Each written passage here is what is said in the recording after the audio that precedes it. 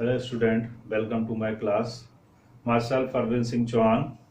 Today's topic is ninth class. For ninth class, today's topic is representing real numbers on number lines. तो number line के ऊपर real number को represent करेंगे और real number होते हैं आपके रेशनल और इरेशनल दोनों ही टाइप के नंबर होते हैं, उन दोनों के कॉम्बिनेशन या सेट को अपन बोलते हैं रियल नंबर। तो पहला टॉपिक है इसमें rational number by the process of successive magnification। Magnification method से, सक्सेसिव मैग्निफिकेशन मेथड से रियल नंबर्स को नंबर लाइन के ऊपर रिप्रेजेंट करना। तो सक्सेसिव मेथड से, मैग्निफिकेशन मेथड से रेशनल नंबर को ही अपन नंबर लाइन के ऊपर रिप्रेजेंट कर सकते हैं, because their decimal expansion either terminating और नॉन टर्मिनेटिंग रिपीटिंग। सो इसलिए इस कारण की वजह से रेशनल नंबर को अपन सक्सेसिव मैग्निफिकेशन मेथड से नंबर लाइन के ऊपर रिप्रेजेंट कर सकते हैं, लेकिन इरेशनल नंबर को नहीं कर सकते, because the decimal expansion is non terminating non repeating, non terminating non repeating. उसकी वजह से अपन इसके डेसिमल एक्सपेंशन को, रेशनल नंबर के को अपन नंबर लाइन के ऊपर रिप्रेजेंट नहीं कर सकते। तो रेशनल नंबर आपके जो अंडर रूट में है, अंडर रूट में जो आपके परफेक्ट स्क्वायर नंबर नहीं है उसको स्क्वायर रूट के अंदर रखेंगे तो वो सब आपके इरेशनल नंबर होते हैं। तो ऐसे इरेशनल नंबर को हम ज्योमेट्रिकल मेथड से नंबर लाइन के ऊपर रिप्रेजेंट करेंगे। तो अब पहला टॉपिक है अपना ये, रेशनल नंबर्स को सक्सेसिव मैग्निफिकेशन मेथड से नंबर लाइन के ऊपर रिप्रेजेंट करना।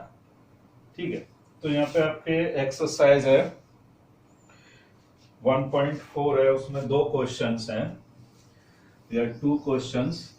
तो नंबर लाइन के ऊपर आपके रेशनल नंबर है उनको रिप्रेजेंट करना है। तो पहला जैसे क्वेश्चन है, इसमें फर्स्ट क्वेश्चन है एक्सरसाइज 1.4 का। It is first question, visualize 3.765 on the number line using successive magnification method। इस रेशनल नंबर को, अभी आपका टर्मिनेटिंग नंबर, डेसिमल एक्सपेंशन कैसा है, terminating, so this is rational number. तो इसको सक्सेसिव मैग्निफिकेशन मेथड से नंबर लाइन के ऊपर रिप्रेजेंट करेंगे। ये नंबर है आपका 3.765, तो ये नंबर 3 से तो बड़ा है लेकिन 4 से छोटा है। तो ये नंबर जो लाई करेगा वो 3 और 4 स्केल के अंदर, 3 और 4 के बीच में लाई करेगा। तो यहाँ पे एक स्केल में हम दो नंबर ले लेते हैं, ये नंबर आपका 3 और ये नंबर आपका 4। तो इन दोनों के बीच में लाई करेगा, तो 3 और 4। अब स्केल में अपन देखते हैं कि छोटी छोटी 10 लाइन भी होती है इसके बीच में, स्केल के मतलब 3 और 4 के बीच में 10 लाइन होंगी। तो 1 2 3 4 5 6 7 8 9 और ये आपका 10, इस तरह से। ठीक है ना। तो यहाँ पे देखेंगे ये 3 है तो ये वाला 3.1 होगा स्केल में, ये 3.2, ये 3.3, ये 3.4 और ये आपका 3.5, यहाँ पे 3.6, 3.7 और 3.8 और ये 3.9 और लास्ट ये आपका 4। ठीक है ना। तो स्केल में इस तरह से 3 और 4 के बीच में ये नंबर कहीं ना कहीं लाई करेगा। 3 से तो ये बड़ा है लेकिन 4 से छोटा है। तो यहाँ पे देखेंगे डेसिमल के बाद पहला नंबर है आपका 3.7 है, ये 3.7। तो यहाँ स्केल में देखेंगे अपन 3.7 आपका ये वाला नंबर। अब 3.7 के आगे 2 डिजिट और हैं, इसका मतलब 3.7 से आगे की तरफ लाई करेगा, लेकिन ये 3.8 से छोटा होगा। 3.8 से छोटा है लेकिन 3.7 से बड़ा है। तो यहाँ पे इन दोनों के बीच में ये नंबर लाई करेगा, तो हम इन दोनों को, नंबरों को ही मैग्नीफाइंग कर लेंगे। तो मैग्नीफाइंग करने पे इस तरह से स्केल मैग्नीफाइंग करेंगे तो यहाँ पे इसको और बड़ा कर लेंगे, मैग्नीफाइंग और बड़ा। तो इन दोनों को ही पूरा बड़ा कर लेंगे। यहाँ से लिया हमने 3.7 और यहाँ हो जाएगा आपका 3.8। 8। तो इन दोनों के बीच में नंबर लाई करेगा।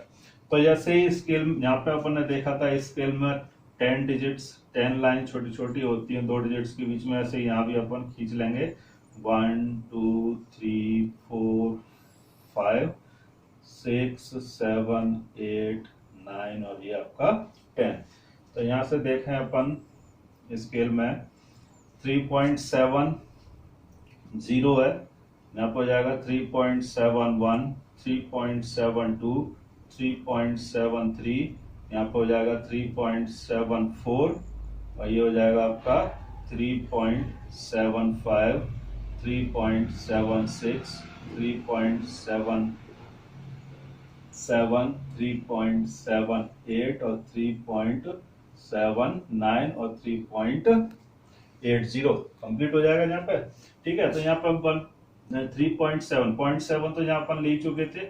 इसके बाद डिजिट आता है 3.76, तो 3.76 यहाँ पे लाई कर रहा है आपका, और 3.76 से आगे 5 भी एक डिजिट और है, इसका मतलब 3.76 से तो ये नंबर बड़ा होगा, लेकिन 3.77 से छोटा होगा। तो इन दोनों के बीच में ये नंबर लाई करेगा।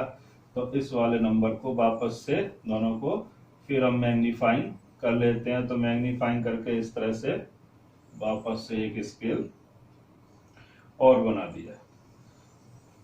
तो मैग्नीफाइंग करेंगे तो 3.76 यहाँ हो जाएगा 3.76 और ये 3.77। ठीक है ना, तो इस तरह से ये नंबर दोनों। अब इन दोनों के बीच में भी 10 छोटे छोटे लाइन है, 1 2 3 4 5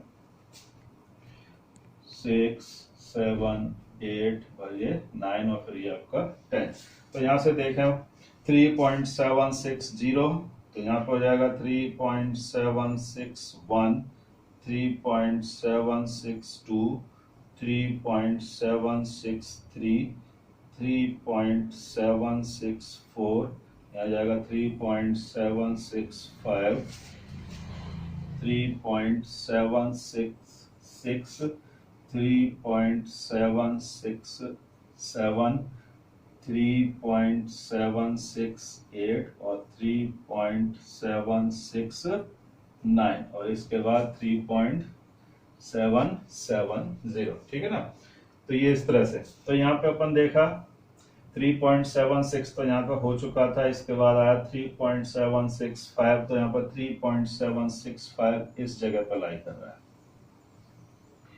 ये आपका नंबर है, तो ये रिक्वायर्ड नंबर हो गया। तो ये इस जगह पर लाई करेगा स्केल के अंदर, नंबर लाइन के ऊपर इस जगह पर लाई करेगा। तो this is the method of successive magnification representing rational number on the number line. यहाँ पे अपन देखेंगे पहला स्टेप, दूसरा स्टेप, तीसरा स्टेप, यानी डेसिमल के बाद जितनी डिजिट होती हैं उतने ही स्टेप्स के बाद ये आपका क्वेश्चन पूरा हो जाता है। तो यहाँ पर 3 डिजिट्स हैं डेसिमल के बाद, तो ये आपका 3 स्टेप में कंप्लीट हो गया। तो यहाँ से ये आपका नंबर निकल आया नंबर लाइन के ऊपर 3.765। This is the right method. Here the second topic, representing irrational number by geometric method, geometric processes. ठीक है ना? So suppose we take an example. Here is irrational number. Suppose 7.3 square root है, under root 7.3. This is the real number and this is irrational. So we represent this under root 7.3 on the number line by geometrical process. तो यहाँ पे आपको compass, pencil, scale, ruler सबकी जरूरत पड़ेगी। तो ये थोड़ा सा देख लेना।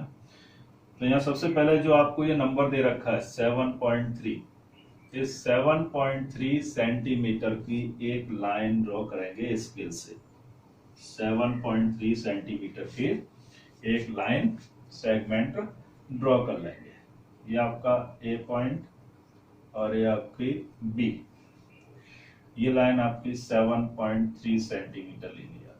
स्केल से नाप के लेंगे।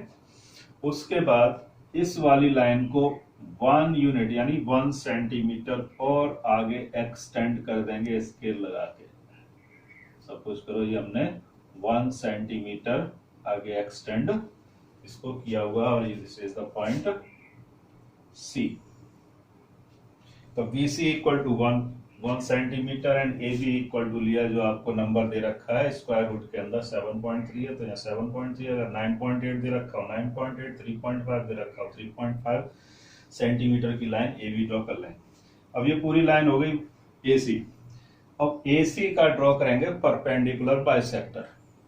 AC लाइन का पूरी का A से लेके C तक पूरी लाइन का परपेंडिकुलर बाइसेक्टर ड्रॉ करने के लिए जितनी लंबाई इसकी AC की है उससे आधे से ज्यादा कंपास में आर्क ले लेंगे और आर्क लेके A और C दोनों से एक एक आर्क ऊपर और एक एक आर्क नीचे लगाएंगे। तो आधे से ज्यादा जब अपन लेंगे तो इससे थोड़ा सा आगे, आधा लगभग ये इससे थोड़ा सा आगे तक का आर्क लेके कंपास में A पॉइंट से ऊपर और नीचे और C पॉइंट से भी ऊपर नीचे इस तरह से आर्क लगा लेंगे।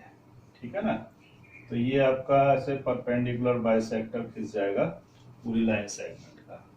एक आर्क A से, एक आर्क C पर रख के कंपास C से, एक आर्क ऊपर से नीचे की साइड में A से और C पर रख के कंपास नीचे। तो जहाँ ये आर्क एक दूसरे को इंटरसेक्ट करेंगे दोनों पॉइंट को आपस में ज्वाइन करते हुए डॉट डॉट लाइन करके और इस लाइन को कट करते हुए एक परपेंडिकुलर बाइसेक्टर ड्रॉ करेंगे।